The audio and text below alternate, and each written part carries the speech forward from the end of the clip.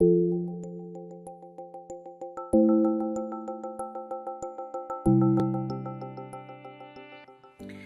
good evening, and welcome to week 3 of sitting by my fireside and having a story. This week I am reading A Seaside Affair. It has some characters in it that you will know, Piran and Penny, etc, etc.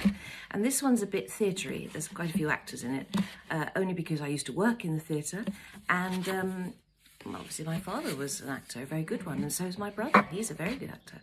So it's a bit drizzly outside, which is why my hair's looking a bit limp, lank, lamp. There you go. Anyway, let's start, shall we? Here we go. You should have woken me, silly. Ryan Hearst ambled into the sunny kitchen, scratching himself somewhere inside his rumpled boxer shorts. His girlfriend, Jess Tate, glanced up from reading the paper at the kitchen table and allowed her eyebrows to wrinkle briefly in distaste. Ryan bent down and gave her a kiss on her freckled nose, a small gesture he was prone to, which always managed to irritate her. What's for breakfast? He stretched out his muscular arms, then straightened up and yawned. His armpits gave off an unpleasant odour. Oh, thank you very much indeed. A daughter has brought me a fireside cup of tea, Jed. Yes, it's a pint mug. Why not? Yes, what's for breakfast? He stretched out his muscular arms, then straightened up and yawned. His armpits gave off an unpleasant odour. Jess pushed up her reading specs, sweeping her loose brown curls off her face, and gave him what she hoped was a relaxed smile. If your fans could see you now. Yeah, don't tell them. Anyway, baby, I'm all yours. He placed his hands either side of her head and thrust his hips and crotch towards her, mimicking a male stripper. She pulled a face and turned away. You pong. Go and have a shower and I'll make something to eat. You love me, baby, you know you do. He scratched his chest and yawned again. I've missed you, Jess. I really have. She looked into his dark, almond-shaped eyes, even more sexy with the tanned creases of crow feet at their edges. Yes, and I've missed you, she murmured, closing her eyes and forming her full lips into a shape for kissing. But he was already on his way to the bathroom. With a sigh, she got up and made her way to the fridge. There were plenty of eggs, a slab of cheese, and some mushrooms. Ryan hadn't touched a carbohydrate since the third person in their relationship, Cosmo Venini, had entered their lives. Will an omelette do you? She called, but he couldn't hear her over the sound of the shower.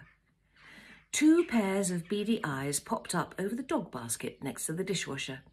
Jess bent down to tickle a brace of plump tummies. Daddy's home, girls. Elsie and Ethel were miniature dachshund sisters. Ryan had brought them home 9 months ago, the day he'd landed the title role in Venini, a TV series about the exploits of a globe-trotting classical conductor who moonlights as an MI5 agent. The show had been an overnight success, and as a result, the tabloids had given Ryan the dubious honour of dubbing him the thinking woman's brioche. Jess recalled that cold January afternoon when he'd poked his head round the living room door, the smell of frosty air clinging to him. She was huddled on the sofa in front of the TV, swaddled from head to toe in their duvet to combat the lack of heating, watching Deal or No Deal. You can see how long ago I wrote this. And wondering whether she should apply to be a contestant in the hope of bringing home some prize money. One look at Ryan's face told her his audition had been successful. Oh my God, you got the job! The icy temperature forgotten, she'd thrown off the duvet and leapt up from the sofa. Yep, call me Cosmo. He pushed the door wide open and stood in front of her, smiling self-deprecatingly, still wearing the huge, misshapen tweed overcoat that he'd bought in the charity shop the previous winter. For a moment, Jess could only jump up and down on the spot, beside herself with happiness. Then she ran across the room, hugged him tightly and kissed him. I'm so happy for you. This is it, Ryan. This is your big break. Oh my God. We can pay the gas bill. I think perhaps we can, he laughed, pulling her closer to him. Oh, he loosened his grip on her and created a little space between them. Almost forgot I bought you a present to celebrate. She smiled, wide-eyed with excitement, thinking of the silver earrings she'd pointed out to him that previous weekend. You mustn't, Ryan. You don't have the money yet. He opened his coat and rummaged in the deep poacher's pockets within. Ta-da! His hands emerged, clutching the two long bodies with impossibly short legs. What the hell?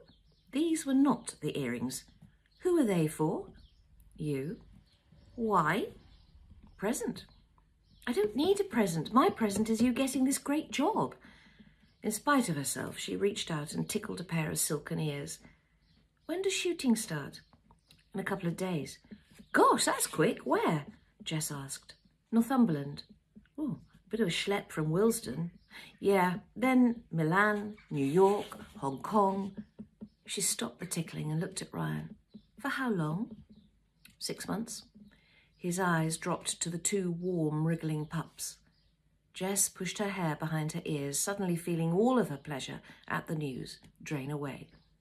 6 months? But you will be coming home, won't you, backwards and forwards? Ryan shook his head. Probably not.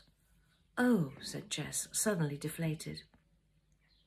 He held the puppies up and spoke to them. So that's where you two come in. You're going to look after Mummy while Daddy's gone. Now she got it. The dogs were her consolation prize, a way of keeping her occupied while Ryan was away having the time of his life. So you get to swan off and I'm left holding the fort here on my own. And it isn't only that, Ryan. Pets are such a tie.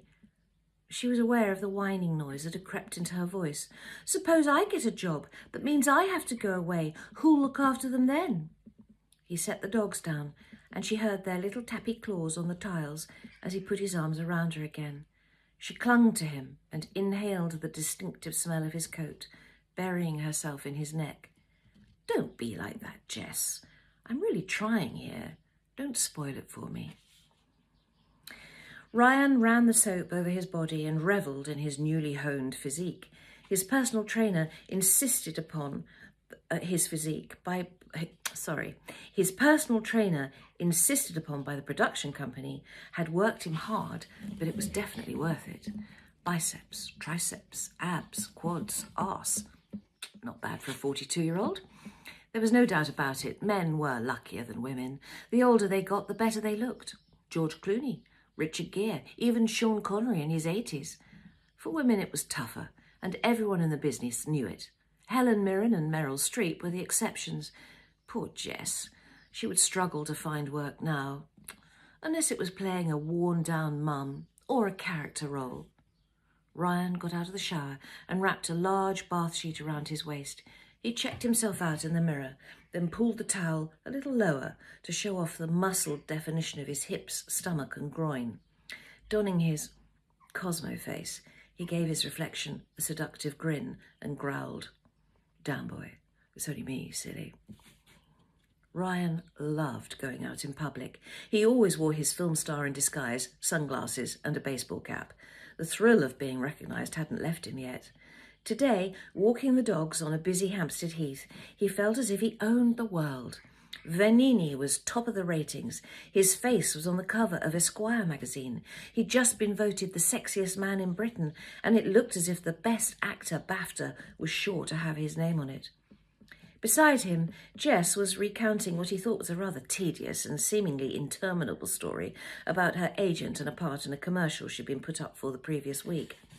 I mean, I wouldn't have cared if she'd told me they were looking for actresses 10 years older than me. I would have dressed the part. But then to go and be told that I looked too middle-aged without even trying, it was just so humiliating. Ethel, come away from the ducks. I mean, do I really look middle-aged? My CV says 38. Where do these advertising execs fresh out of junior school think middle age begins? 25? Elsie, come away from the Labrador. He's too big for you. Honestly, Ryan, maybe I should start thinking about a bit of Botox or getting my hair cut or dyed. What do you think? I'm with her on that. But before Ryan had a chance to respond, they were interrupted by something that was becoming an ever-regular occurrence. Cosmo Vanini! It is you, isn't it? An over-made-up woman in her 50s, probably me in her 60s, was power-walking towards Ryan, who had stopped and was taking off his sunglasses, wrinkling his beautiful eyes into a smile. He held his hands out in a gesture of surrender. She arrived, puffing slightly, and all but elbowed Jess out of the way in her eagerness to accost Ryan. I knew it was you. What's your real name again? I've forgotten. Only Jess knew the slight tightness at the corner of Ryan's lips, signalling annoyance. George Clooney. He smiled, oozing charm. The woman laughed hysterically as if it was the funniest thing she'd ever heard. He held out his hand to her. It's Ryan Hearst, and you are Jilly Lomax. I live over there. She pointed to a pretty pink house just outside the railings of the park. You are always welcome to pop in. I'm afraid he's very busy, Jess stepped in. I'm his partner. The kettle's always on. Jilly continued talking to Ryan. I think you're marvellous, and all those gorgeous locations you film in. Venice is my favourite. I've been to the Teatro La Fenice. It is so romantic. Ryan, you must go. The dogs are getting tired. Jess tugged at his jacket sleeve. Not some old charity shop jacket now, but a Prada summer collection number that had cost thousands. Sorry, darling. He smiled at Jess and draped his arm across her shoulders in a show of ownership. Oh! The woman swept a look over Jess from top to toe, then turned to Ryan. Perhaps your friend wouldn't mind taking a photo of us both on my phone. She pulled it from her pocket and pushed it into Jess's hand. Take a few, close up. Of course. Jess watched grimly as the woman cozied up to a willing Ryan and then proceeded to take a series of photos where she knew that the woman either had her eyes shut or her mouth at an unflattering angle. Just for good measure, she made sure the last couple of snaps were out of focus too. Oh, they're perfect, she announced, quickly turning the phone off and handing it back before the ghastly Jilly could look at them. Lovely to meet you. Come on, Ryan. They arrived at the park café during a lull between waves of pushchairs, toddlers and exhausted-looking parents. Having bought their coffees, they steered their way through the plastic tables until they found a relatively unsticky one in the sunshine. Jess tied Elsie and Ethel's leads to her chair and sat down gratefully. Ryan took a sip of the scalding and bitter cappuccino, then reached over and squeezed Jess's hand. That poor woman. I can't believe you could be so mean. You'll have ruined her day. Well, it made mine, rude cow. I'm invisible to your fans. They push past me and tread on my toes to get to you. No wonder casting agents reject me. I'm invisible. Ryan had heard this lament often enough to know where it was going, and he tried to head it off at the pass. Not to me, you're not. Really? You're my girl. Am I? You sure are. He took her other hand and gazed soulfully into her eyes, hoping it would have the desired effect. Even when you're away with all those gorgeous actresses, Jess peered at him intently. You can tell me the truth, you know. Are you sure you're never tempted? No, he lied. You know me better than that. He protested as if wounded by the accusation. I thought I knew you, she said, her voice wavering, but that was before... Oh, not this again, thought Ryan. He pulled one hand away from hers and swept it through the floppy long hair he'd been cultivating for Cosmo. Darling, that was 5 years ago. We are over that, aren't we? I can't believe I was such a fool and nearly lost you. Besides, can you imagine the bad press if I did that now and someone found out? This time it was Jess who pulled her hand away. Oh, that's nice. You're more concerned about the damage to your image than the hurt it would cause me. That's not what I meant, Ryan sighed, tired of Jess's insecurities. What you need is a job. A good job. One that will give you back your confidence. You're a great actress, the best. You're beautiful and clever and unemployable. Knowing he would have to choose his words carefully or else this could escalate into a full-blown row, Ryan tried to buy himself some thinking time by picking up his cup and taking 2 large mouthfuls of coffee.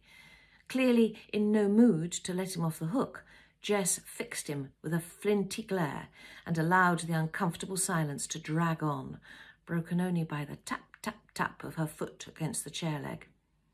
A sudden inspiration came to Ryan's rescue. Look, I've got 2 weeks off before we start filming the second series of Venini. Suppose you and I take a break. Where? Or how about Thailand? I mean, stay in one of those wonderful spas, beauty treatments, exercise classes, sunshine. We could rent a little hut perched on stilts by the sea, just the two of us, no distractions. I can't afford it. My treat. But I hate living off you. Ryan sighed in exasperation. Well, can't I treat you? We'll have to put the girls in kennels, and that's expensive. Oh, for God's sake, Jess. The two of us are going on a bloody holiday, and you'll bloody well like it. Okay? Right. Do you know that's 15 minutes gone already? So I shall say goodbye and look forward to seeing you tomorrow. In the meantime, stay safe and stay well. And I'm sure quite a few of you are having or have had your jabs by now. So that is so good, isn't it? So good. So take care of yourselves, and I will see you tomorrow. Okay? Bye-bye.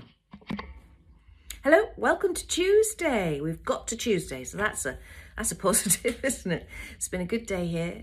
It's sort of overcast and a bit drizzly, but all is well, and I'm busy writing the new book, so that keeps me occupied. And this is a real treat for me to do this every evening because it's a lovely thing to sit by the fire. In fact, it's going nicely now. It's almost getting a bit too warm for the fire, so I might be turning it off later as the week goes on. Let's see, shall we? Here we go, chapter 2.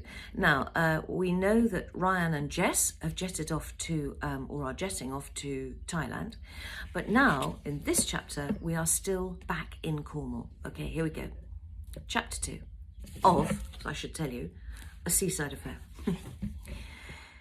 A balmy breeze was drifting in off the sea, ruffling the hair of the two friends perched on Trevay's old harbour wall. Helen Merrifield and Penny Leighton sat in companionable silence for a moment, luxuriating in the late afternoon sunshine. Cornwall had endured a rotten summer, endless days of cold and wet. Holidaymakers had remained admirably stoic, but the sun waited until late September, when the last people carrier, crammed with pale-skinned tourists in soggy anoraks, had left the county before putting in an appearance. Penny stretched out her long, tanned legs in front of her. "I'd forgotten how good a real tan looks," she said. "You look marvellous, Mrs. Cantor, as always," Helen replied, admiringly. "I keep telling you less of the Cantor, if you don't mind. No matter what the fuddy-duddies in the parish might think, I am determined to stick to Ms. Penny Leighton. Running a successful production company in my own name is my one excuse for not getting sucked into the duties of a vicar's wife." Helen found it hard to imagine anyone brave enough to shoehorn Penny into the stereotypical vicar's wife role. The two of them had met when they were in their early 20s, both working for the BBC. Helen had never progressed beyond secretarial level, having fallen in love and fallen pregnant in short order, but Penny had worked her way up the ladder to director, making her name with an historical drama that became a hit both in the UK and America.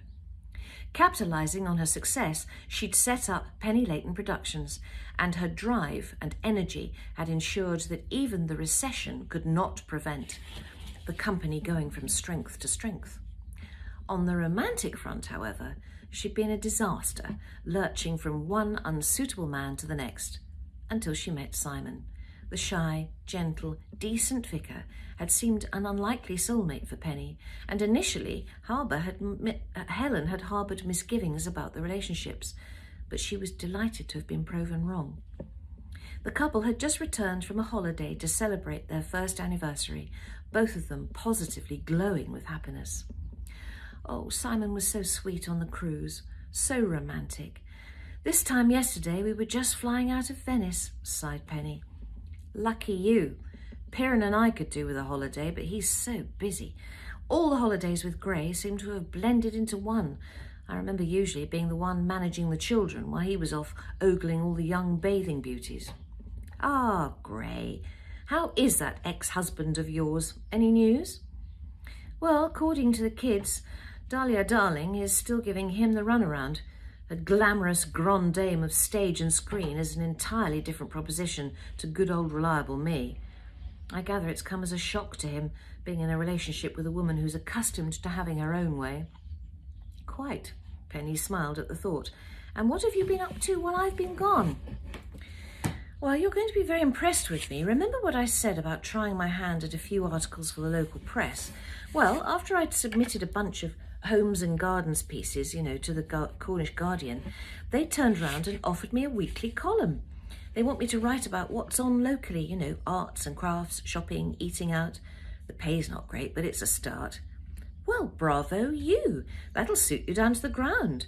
You've always had a genius for finding the best little cafes and galleries and boutiques and spotting what's going to be the next big thing. Well, I'd like to think I haven't completely lost my London cool, Helen returned with mock modesty. Better not let the locals hear you say that. They'll hang you out to dry. They both laughed, but then Penny asked, speaking of locals, how are things with Piran? Still the embodiment of the brooding male? Yep. Things are okay, though. Yeah, I know he loves me, and I know that if we lived in each other's pockets or under the same roof, we'd drive each other mad. It struck Helen that she was trying to convince herself as much as her friend, and she let out a small sigh and admitted, all the same, I wouldn't mind a bit of romance every now and again. Well, I thought he was your dream man, Marco Pierre White and Heathcliff rolled into one, all broody-moody and drop-dead gorgeous with it. He is gorgeous, and my heart still flutters, and all those things. It's just so... Penny chimed in on the final word. Piran? They both grinned. He wouldn't be seen dead on a Mediterranean cruise, said Helen. Well, hardly surprising. One look at Piran and the crew would have him swinging from the yardarm. Yeah, true, Helen laughed. He hasn't had a haircut all summer, and he's starting to look even more like Bluebeard than Bluebeard himself. I've got you a present, by the way. Penny rummaged in her voluminous handbag. Here. She passed over a duty-free carrier bag. Ooh, a treat. Helen pulled out a bottle of her favourite perfume, Cristal by Chanel. Pen, thank you. She threw her arm around her friend's tanned shoulders and hugged her. I'm going over to Piran's tonight. I'll splash plenty of this on. Who's cooking? Piran. Dinner will be whatever he catches this afternoon. Helen tucked the bottle of perfume safely into her straw shopping bag before asking, by the way, where's Simon? Oh, back at the vicarage. He's going through all his post and emails, and then he's got his sermon to write for Sunday. I thought I'd better leave him to it. Did he wear his dog collar on holiday? It took some persuading, but no, thank God. It seems being a vicar is a bit like being a doctor. The minute people find out your profession, particularly in a confined space like a boat, they start coming to you with their problems. He'd have had everyone asking him to marry them or cast out demons or whatever. Helen couldn't suppress a snigger at the thought of Simon casting out demons on a cruise liner. She shook her head in mock reproach.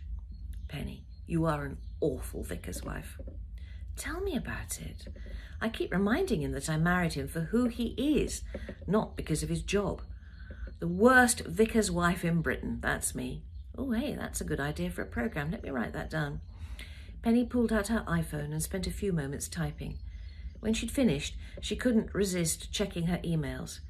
Thanks to the huge success of Mr. Tibbs, a series based on Mavis Carew's popular crime novels, filmed locally and starring Dahlia Darling, she was being feted by TV executives worldwide, eager to get their hands on a second series.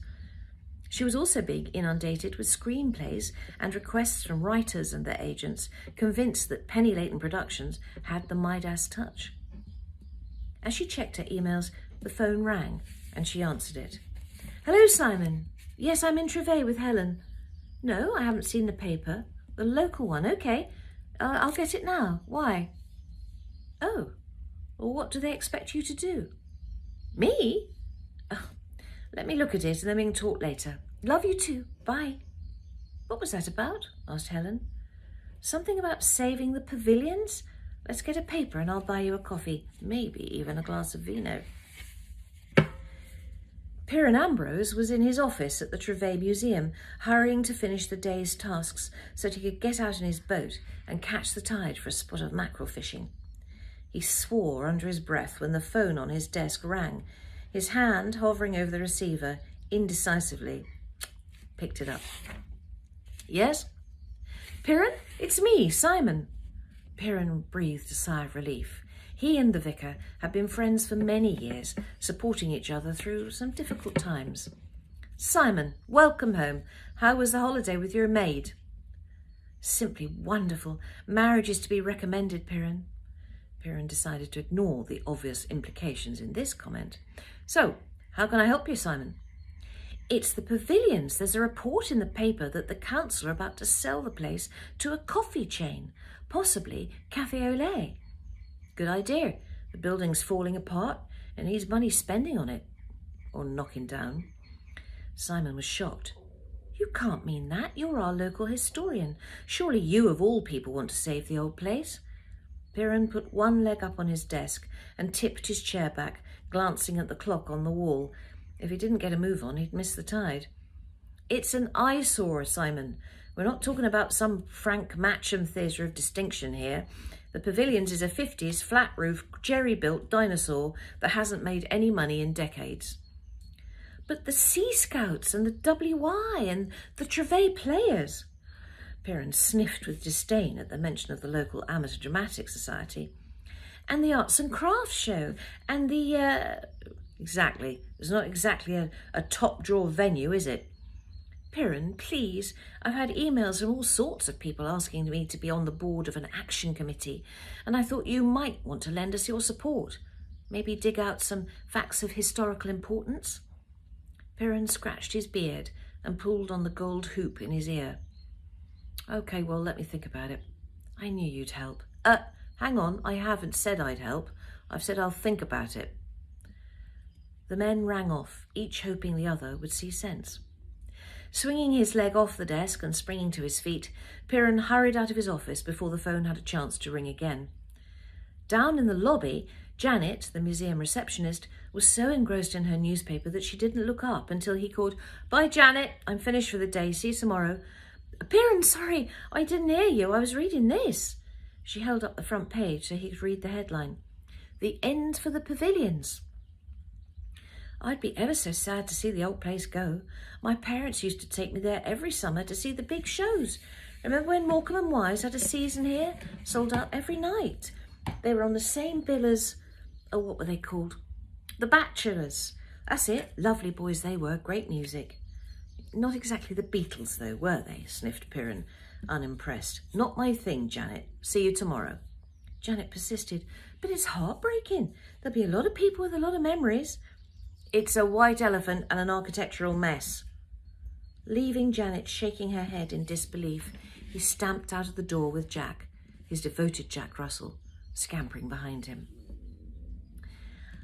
I think we've had 12 minutes already.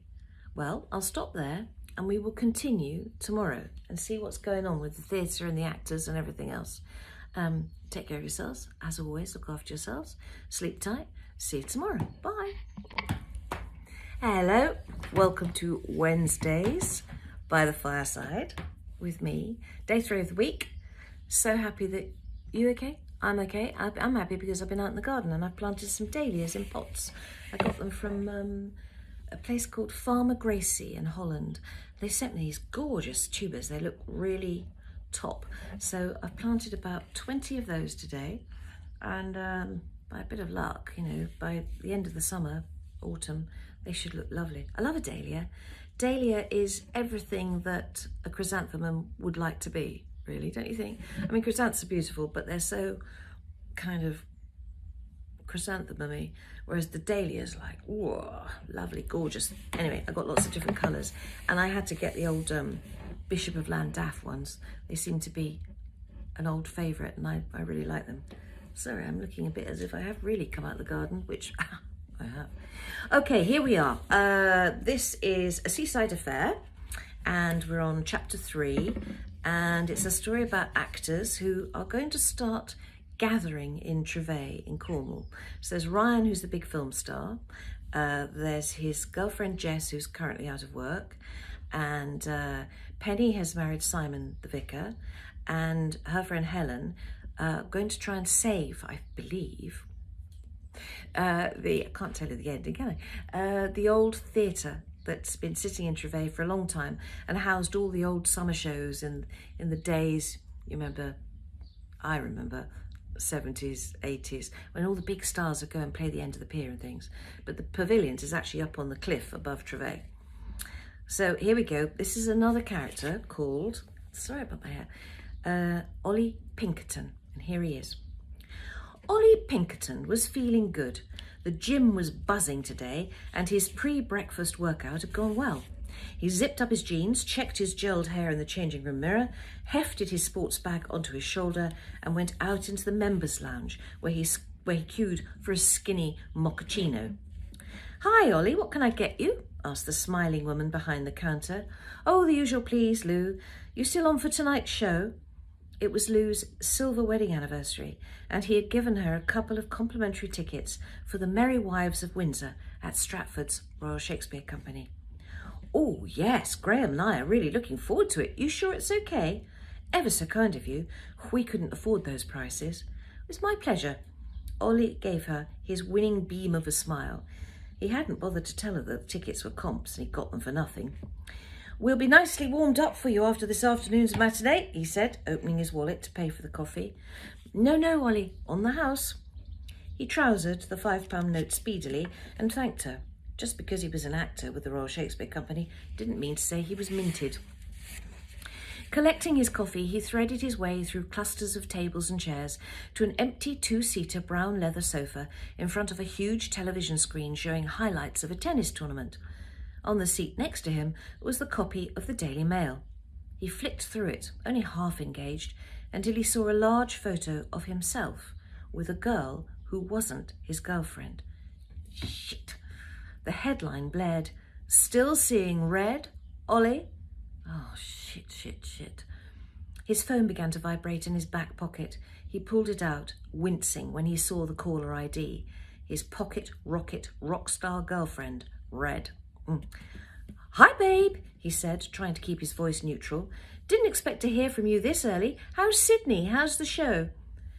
"How am I supposed to do a show where my boyfriend is shagging around?" was Red's blisteringly chilly response. "What are you talking about?" "Henrik just showed me the Mail online." Ollie resisted the urge to swear. Red's smarmy PA seemed to think the best way to ingratiate himself with Red and worm his way into her good books was to make her suspicious of everyone else. Unfortunately, he had succeeded. Red wouldn't hear a word against the little creep. When Ollie had been unwise enough to joke that Henrik was more PITA than PA, PITA stands for pain in the ass, she turned on him demanding, "What the hell's that supposed to mean?" "You know, pain in the ass, PITA. It's a joke." "Another of your stupid public schoolboy jokes, eh? Well, forgive me and my Wolverhampton Comprehensive School denseness." "Oh no, hang on, I'm not that dense, am I? I'm 67th on the Sunday Times Rich List. I'm number 1 in 14 countries, and I have an entourage of 8, including Henrik, my PA." As a result, Ollie kept his opinion of Henrik's latest helpful gesture to himself and instead tried to explain, but Red wasn't listening. Red wasn't listening. "I'm going to have to cancel the show tonight," she wailed. "I can't go on stage knowing what an unfaithful shit you are." She was so loud that he held the phone away from his ears. Noticing people on nearby tables casting curious glances in his direction, he tried to muffle the sounds coming from the earpiece while holding the phone close to his mouth. "Red, honey, I love you. It's just a picture of some girl who saw the show last night and was waiting at the stage door for an autograph. She was with her fiancé. He took the photo." "Oh, yeah? Then how the hell did it get into the papers?" "Well, I don't know. Maybe he uploaded it to Twitter or maybe he sold it. I don't know, honey. You have to believe me. I don't even know her name. An autograph, a photo, and then it was home to bed on my own, dreaming of you." "Yeah," she snivelled. "Yeah. So you'd be pleased to see me if I jumped on a plane tonight and came home?"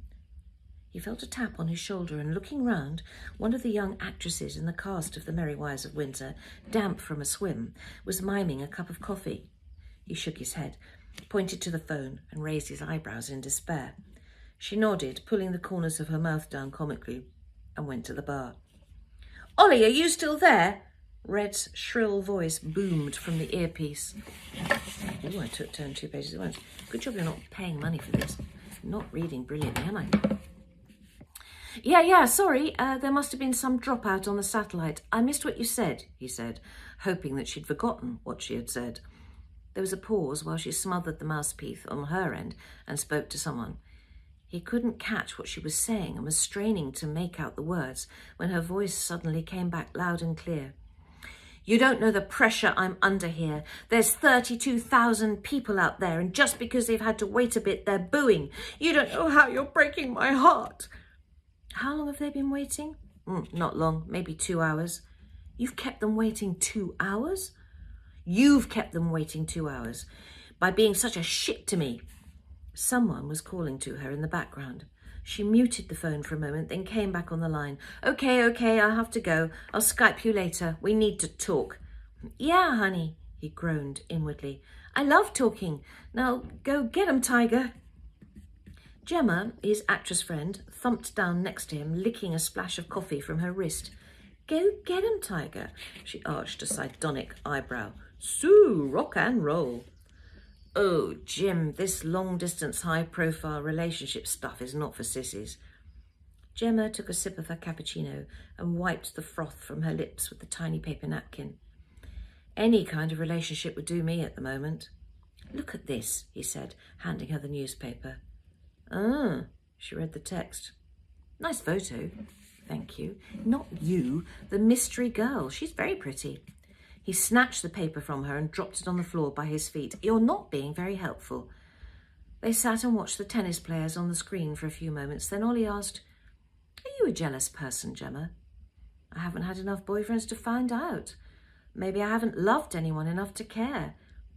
Don't you get jealous of Red? All those male groupies hanging outside her hotels and following her around the world? No. You don't love her enough then. It's not that. I'm just not the jealous type. She wouldn't do anything. She doesn't get the opportunity on tour. Anyway, she's surrounded by her hangers-on and hustled from airport to hotel to stadium to hotel to airport. I've seen it. Our first date was at the O2. I went to watch her from the wings.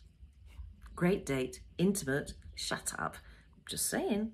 Yeah, well, anyway, I watched her give her heart and soul to the audience. The way she worked with the band and her dancers, she blew me away.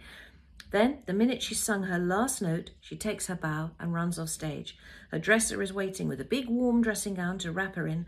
Her assistant dresser is waiting with a huge towel to wrap her sweaty hair in. And then she's just like, whoosh, straight through a path made for her by security, past all the backstage crew, and out into a blacked-out limo. The band will still be playing. The crowd will still be chanting. The police will have closed the exit roads for a 5-minute window to get her out, and in 10 minutes she'll be back in her hotel room watching a late-night movie all on her own. Oh, no wonder she's bonkers. It's tough on her. She's only 24. She's been a star for 3 years since she blew the world away on the X Factor. The world wants to know everything about her. And you. Ollie's face clouded over. I hate it. Well, lots of actors would give anything to get their profile as high as yours. Why not go with the flow and enjoy the ride? Well, I don't want to be a famous celebrity boyfriend. I want my work as an actor to speak for me. Oh, get over yourself. We're all a bunch of children dancing in front of our parents. Look at me, Mummy, look at me. Ollie couldn't help but laugh. Okay, perhaps there is a bit of that, but I still want a private life and a private relationship with my girlfriend. But that's not likely to happen when there's a fortune to be made selling photos of us. The irony of it is, while the paps are cashing in, I'm skint. Gemma nodded with understanding. You worked for the RSC for kudos, not cash. Red expects me to fly out and join her whenever I have a break, but the transatlantic flights and hotels are cleaning me out. Have you told her that? I can't. She'd offer to pick up the bill, and I don't want that. I could never be a freeloader. Gemma patted his knee. You are too noble for your own good, and that's your trouble. Now, want to walk with me back to the theatre? No, I've got some stuff to do. Okay, see you later. Ollie watched as Gemma made her way to the exit. The stuff he had to do, calling in at the dry cleaners for his shirts, stopping by the cash point to draw some money, wouldn't have prevented him walking back to the theatre with her. The real problem was that he couldn't risk being photographed with Gemma. That would only lead to another row with Red. Outside, the sun was surprisingly warm, and tourists were wandering happily along the Stratford-upon-Avon High Street, stopping with little or no warning whenever something in a shop window took their fancy. Ollie cursed under his breath as he employed all his navigational skills to avoid tripping over them. His call with Red had annoyed him. Lately, all his calls with Red had annoyed him. She was a great girl, funny, pretty, great body, talented, never there. It was the never there bit that messed things up. They'd met when she'd come to see him in a fringe production of Joe Orton's Lait. He'd had the best reviews of his life, and it was a game changer for him. The production was the hottest ticket in town, and he'd heard backstage that Red was in the audience. She was already huge in the UK, but hadn't quite gone global. And back then it had just been a matter of dodging the paparazzi, which meant she was still able to enjoy the odd night out. After the performance, he'd received a sweet handwritten note in red ink on the back of a fag packet. Fancy dodging the paps with me after the show? Ah, with a kiss. They'd slipped out of a side entrance, just the two of them, and managed to hole up in a tiny bar, blissfully unrecognised, while her minders parked up nearby. She made him laugh. She seemed kind, genuine, in touch with her roots. The connection was instant. She told him about her upbringing in the Midlands and how hard it had been on her family, enduring the constant tension after X Factor. He told her about his father walking out when he was just a kid, how he'd never really fitted in at public school, and how much he wanted to become a good actor. Their lives were different, but something really clicked between them that night. But no sooner had they got together than her star had gone stratospheric. Ollie was 28. He loved life.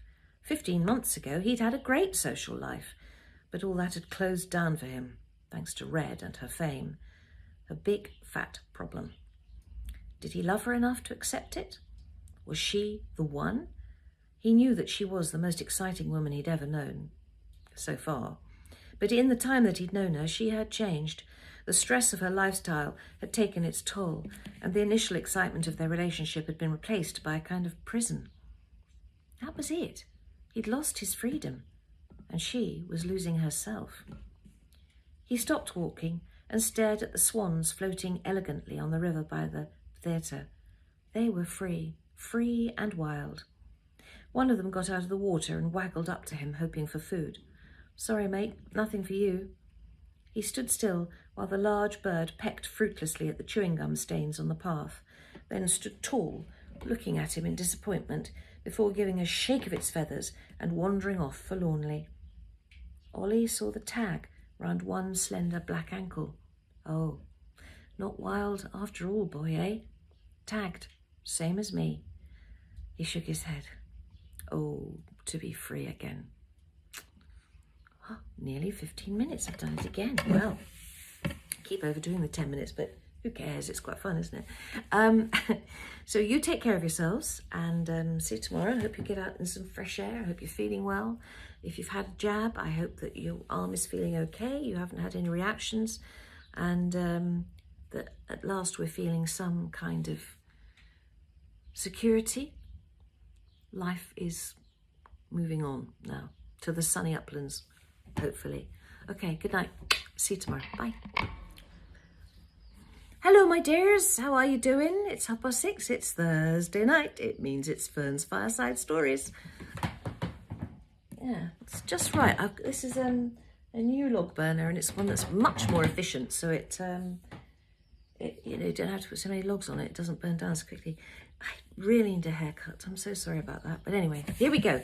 So this is day 4 of A Seaside Affair, and for this chapter, we are back in Cornwall with Piran. Okay, here he goes. And they're talking about saving the pavilions, the local theatre in Trevay. Piran, gutting half a dozen fresh mackerel with a vengeance, was clearly in a bad mood. "I'm a historian. Anything after the Second World War is of no interest to me. The pavilions could slide into the sea and I wouldn't give a toss." He slapped a fillet into a plate of flour. "Unless it's uncovered an Iron Age settlement or bloody King Arthur's Camelot, which doesn't exist, by the way, I'm not interested." His 2 cats, Bosun and Sprat were winding themselves round his feet, waiting for scraps. He chucked down a couple of fish skins. Helen, who had rolled her shirt sleeves up and was busily covering the fish fillets in flour, patting them gently before placing them on a clean tea towel ready for the frying pan, turned to him crestfallen. "I hate that Camelot wasn't real. Are you sure?" "Aye." "But there was an Arthur, wasn't there?" "There's no evidence, no." Piran carried on focusing on the job in hand, his curls bouncing over his forehead as his strong, weathered hands dexterously removed the last remaining bones. "So no Guinevere?" Piran slapped the final fillet on the plate in front of her and pushed his hair out of his eyes with the back of his wrist. "No, thank God. She was supposed to have broken his heart, wasn't she? Ran off with his best mate. Typical bloody woman." Typical chauvinistic comment. He stuck his sharp knife point down into the wood of his kitchen table so that it quivered like an arrow. "I'm making you supper, aren't I?" Helen opened her eyes wide and cooed, "Oh, you are 100% new man. Would you pour me a glass of wine?" He glowered at her for a moment, then kissed her. "Don't go pushing your luck, maid." The mackerel were delicious, served simply with hunks of buttered crusty bread and large tumblers of local cider.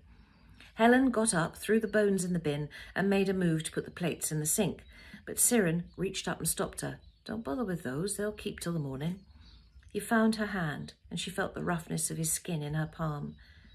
"You smell nice. You staying tonight?" "Would you like me to?" "Well, I'm not going to beg. It's your decision, Helen." "Well, sometimes I'd like you to beg." "I thought you didn't like to feel crowded, that you liked your independence." "I do."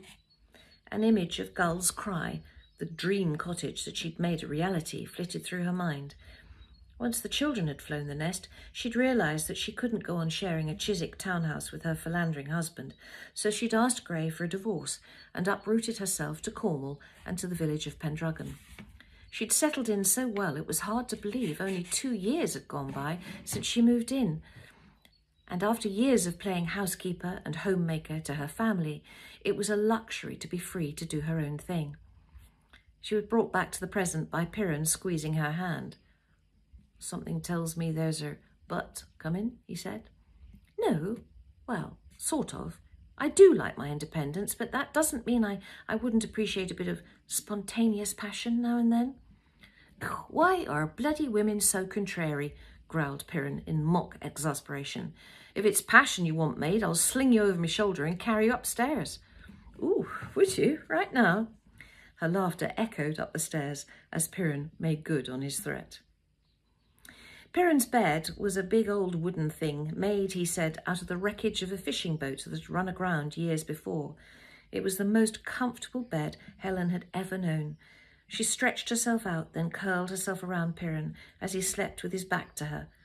Bosun and Sprat lifted their heads as they were gently bobbed about on a sea of tartan blanket, waiting for her to settle.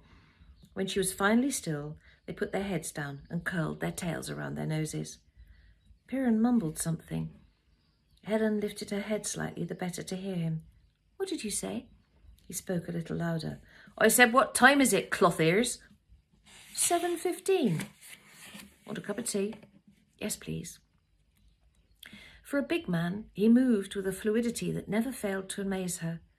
She watched as he bent down and picked up his discarded T-shirt from the night before, then sat on the edge of the bed to pull it over his head. As all men do, he looked faintly ridiculous and even vulnerable as he stood up, displaying his naked lower half.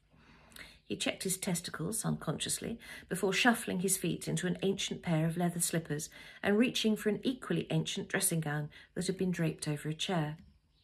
Bosun and Sprat's ears pricked up, their eyes watchful, in case this was a false alarm or whether it was looking good for breakfast.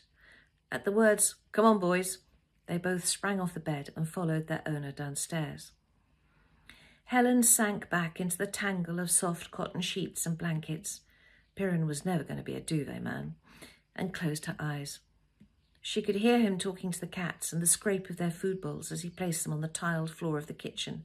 She could hear the whoosh of the water from the tap as he filled the kettle, and then the radio came on, tuned to the local news. With a sigh, she snuggled into the pillow and was almost drifting back into her sleep when she heard a loud, "Oh, for Christ's sake!" and the sound of Piran's footsteps marching towards the bottom of the stairs. "Ellen, come down here, they're on the bloody radio." "Who?" she called back, but he had returned to the kitchen, was out of earshot.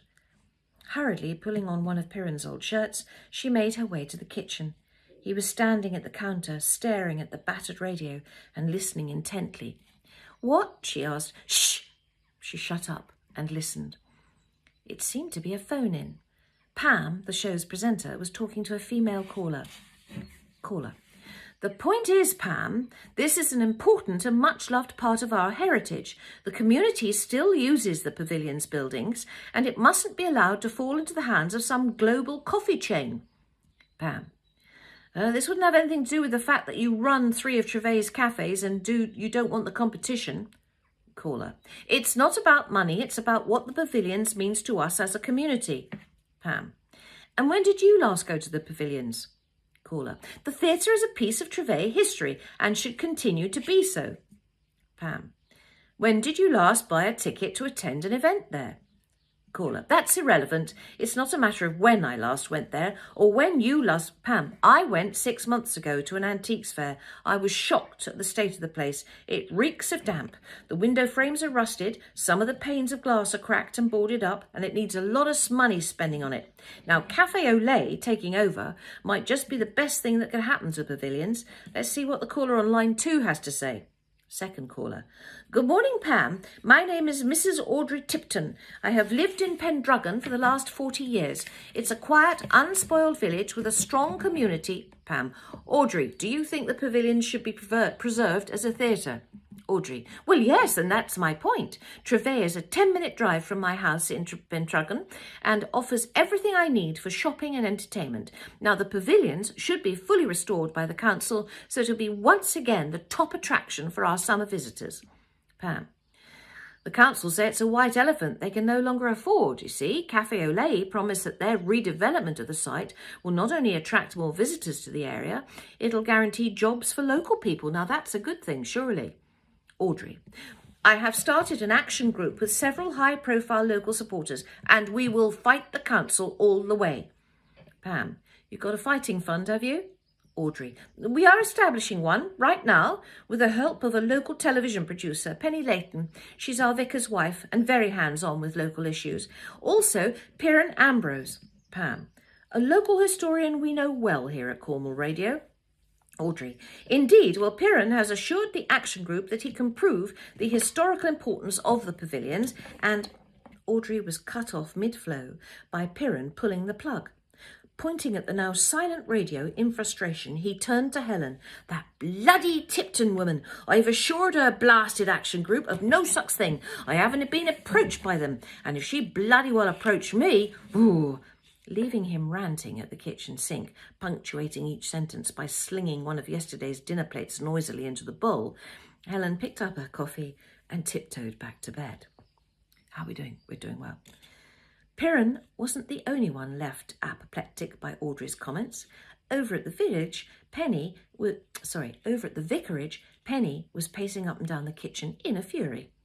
"How could she be allowed to say that stuff? Now she's put my name out there, people will think I'm committed to the cause." Simon ran a hand over his balding head and ventured tentatively, "I know, she's put you in a terrible position, darling, but..." His chocolate eyes took on a pleading look. "I'm sure you could phone a few of your actor friends to help, couldn't you?" "It's not as simple as that. These people have lives of their own and busy diaries. Plus, they're swamped with requests to do something for nothing. No, I can't do it. I won't. Besides, what time do I have to get involved? We're about to start filming the new Tibbs series. I won't have a moment to call my own until that's done and dusted." "I see." Simon's expression hovered somewhere between expectation and disappointment. "Now, don't give me that look." Penny hated letting down her loving and devoted husband, especially when he asked so little of her. He turned away. "Well, I must get on. Things to do." Penny could feel the hot itch of guilt and duty creeping up the back of her neck. Oh, bloody pavilions. What did any of it have to do with her? "Oh, all right," she sighed. Simon's face lit up and he stepped forward to kiss her, but she restrained him with a gentle hand on his chest. No, darling, I'm not saying I'll do it. I'm saying, all right, I'll think about it. Really? He beamed at her delight. Oh, Pen, I knew you wouldn't let us down. No promises, Simon. This won't be easy, and I'm not a miracle worker. Oh, yes, you are, said Simon, giving her a hug before heading off to prepare for morning service. And don't forget, Penny called after him, I'm doing this for you, not bloody Audrey Tipton. There we are. Nearly 12 minutes.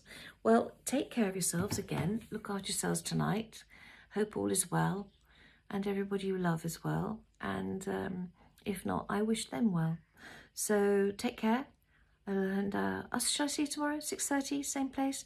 The final chapter of A Seaside Affair. I'm quite enjoying it. Are you?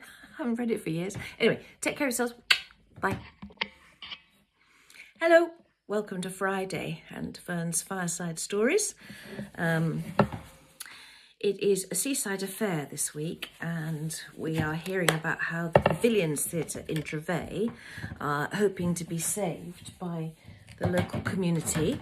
Sorry about my creaky stool. Piran and Penny have both been asked to help, and they're thinking about it. So here we go. Piran was hunched over his laptop at Helen's kitchen table, an enormous pile of ancient copies of the Trevay Times stacked at his elbow. He'd been sitting like this, growling and grumbling for a couple of hours. Bloody wild goose chase, the Pavilions ain't old enough to have any history. Having left Penny to make her entreaties to her famous friends, Helen had come home and made a coffee for Piran before abandoning him to his growling and whinging. She was now ensconced in her cosy sitting room with Jack, Piran's devoted Jack Russell. The pair of them were snuggled on the sofa, absorbed in an old black and white film on television. It was just getting to the bit where Betty Davis's character would utter the famous line, "Fasten your seatbelts, it's going to be a bumpy night," when there came a shout from the kitchen. "Helen, come here! Just a minute, come here now!" "What's the magic word?" "Oh, for God's sake!" His chair scraped on the floor and he marched in with a yellowing newspaper in his hand. She paused the film. "What?" "Look here. It's a review for the opening night of the Pavilions back in 1954. She read silently for a moment or two, then looked at him. And look at the photo." She looked. It was a picture of two men on stage, one wearing a loud checked suit and a trilby jammed on his head, the other with a monocle and a swagger stick under his arm. The caption read, "Marvellous Max Miller and Pavilion Theatre manager Walter Irvine delight audiences at the opening night of Trevay's latest attraction." She looked up at him, wrinkling her brow. "I still don't get it. Look carefully at the man with the stick under his arm. Does he seem familiar?" She peered closer. No. "Walter Irvine?" She shook her head. "Better known as Colonel Stick?" She gasped and looked again. "Really? I'll bet Jack's life on it." Hearing his name, the terrier lifted his head from his paws and wagged his tail. Meanwhile, Simon parked his old Volvo outside the vicarage. The large bag of fish and chips on the seat next to him smelled enticingly of warm paper, hot grease and vinegar. He tucked the package under his arm and got out of the car. Immediately the front door opened and Penny flew out, wrapped in a huge beige cashmere poncho and carrying a fat plastic documents folder. She locked the door and kissed her husband. Simon never failed to be blown away by the fact that this glamorous, exacting, talented, lovely woman was his. He returned her kiss, and blinking his soulful chocolate-coloured eyes through his spectacles, he held out his free arm for her to take. "Good evening, Mrs. Cantor. Good day." She arranged her chic sunglasses on the top of her head and beamed up at him. "Great, yeah. How did your meeting with the unbearable Audrey go?" "Not bad. Pretty good, actually. Audrey rather helpful." "Excellent." So the two set off down the vicarage path to walk the short distance across the green to Gull's Cry. Thanks for getting the chish and fips. Helen wouldn't tell me what's going on, but she sounded so excited, I reckon Piran must have found something. "Pass the ketchup, would you, Pen? Thanks." Piran squirted a large pool of sauce on the open packet of chips. They hadn't bothered getting plates out, preferring to eat them straight from the paper wrapping. Don't you? Me too. For a while, the only sound was satisfied munching as everyone tucked in. Then Helen wiped her fingers on a piece of kitchen towel and kicked off the conversation. Simon, you start. How did the meeting go? He told them, just checking the time, he told them about the plans for flyers in windows, leaflets through letterboxes and letters to the council. Good for Audrey and Jeff, that'll keep them busy. Who else was there? Simon duly listed the attendees, finishing, and Queenie, of course. She took Colonel's stick under her wing, kept him quiet with aniseed twists. Helen paused with a chunk of cod halfway between her plate and her lips. She darted a look at Piran, who shook his head as a warning for her not to say anything just yet. What? Said Penny, immediately spotting what had passed. All in good time, Piran answered infuriatingly. Now, Penny, your turn. Any of those actor types in your address book come good? Penny clapped her hands together, thrilled with what she had to tell. She moved her fish and chip paper to one side and opened the document wallet that had been sitting underneath. I think you're going to be very pleased, she beamed at them, waiting for the murmurs of wonder and approval, but kept them waiting a moment too long. Get on with it, woman, barked Piran. Okay. Penny took the papers out of the wallet. Let's see. Well, I started by emailing the cast of Mr. Tibbs. Seeing as the series is being filmed locally, I thought they'd be supportive. Both David Cunningham and Dahlia Darling, the actors who play the two lead roles, bank manager cum sleuth Mr. Tibbs, and his secretary, Nancy Trumpet, have agreed to help in some way. Well, that's jolly good of them, said Simon, patting Penny's arm affectionately. And there's more. The Arts Council are launching a new campaign to get people to support their regional theatres, so we can get some publicity on the back of that. And, ta-da, dear Julian Fellows has said he might, can't promise in blood, but might, yes, Helen was on the edge of her seat, be able to persuade Hugh Bonneville and Maggie Smith to join him for a special Downton Abbey night where they share a kind of behind-the-scenes gossipy chat with the audience. What's Downton Abbey? Asked Piran, frowning. Shut up, Helen punched his arm. I'll tell you later. And, Penny continued, it looks as though we'll be getting some memorabilia from Doctor Who, signed by cast members past and present. David Tennant, swooned Helen. Yes, David Tennant. And my man in Hollywood is going to ask Quentin Tarantino's office for anything the great man can sign and send us too. Penny sat back looking very pleased with herself. Simon and Helen could only gaze at her in astonishment, their eyes like saucers. Wow, said Helen. Who's Quentin Tarantino? Asked Piran. After it was explained exactly who Tarantino was, and Penny had poured out the last of the bottle of red wine, Piran pulled out the newspaper cutting he'd shown to Helen earlier that day and passed it to Penny and Simon. Have a look at that. Simon and Penny hunched together and looked. It was Simon who got the connection first. Piran, that's Colonel Stick, isn't it? Yes. So the man who first took charge of the theatre is still alive and in Trevay? That's right. And he was a music hall performer who knew Max Miller? Give the man a cigar. But he was at the meeting today. He told me he'd never missed a show, but I thought he meant a military show, that he liked nothing better than to get stuck into a battle. But he actually meant... I should think he did. Penny was listening hard and had finally put two and two together. So he is the piece of historic interest we need to save the pavilions. Correct. But how exactly? What can Colonel Stick do that could possibly help us save the theatre? Asked Helen. I mean, I'm sure he has lots of interesting anecdotes about the old days, but how many people really care about music hall now? And why would they be bothered about a retired theatre manager? Piran leaned back in his chair and drained his glass. If you birds would finally stop your incessant twittering, I might be able to get a word in and enlighten you. Penny and Helen exchanged looks, but fell silent. I've been doing a bit of digging. Now, this Colonel Stick isn't just famous for his music hall act. He was also an avid adopter of amateur filmmaking back in the day. Now, judging from all the old theatre press cuttings I've dug out, our colonel was rubbing shoulders with the greats. I mean, not just music hall greats, but the biggest stars of the theatre world. He was friends with the likes of Laurence Olivier, Vivian Leigh, John Gielgud, Richard Burton, and after seeing as he was so keen on capturing it on film, I reckon those old home movies of his could turn out to be some very rare and highly desirable footage. Helen, Penny and Simon were agog. And people would be really interested to see that stuff, wouldn't they? Said Helen. Film memorabilia is highly sought after. There'll be collectors out there who'd pay a fortune for that sort of stuff, isn't that right, Penny? Yes, she said, ever the businesswoman. Right then, well, I reckon one of us needs to have a chat with our colonel, said Piran. All eyes turned to Helen. You're such a people person, cooed Penny, nudging her friend in the ribs. And that's it. That's the last session for this week.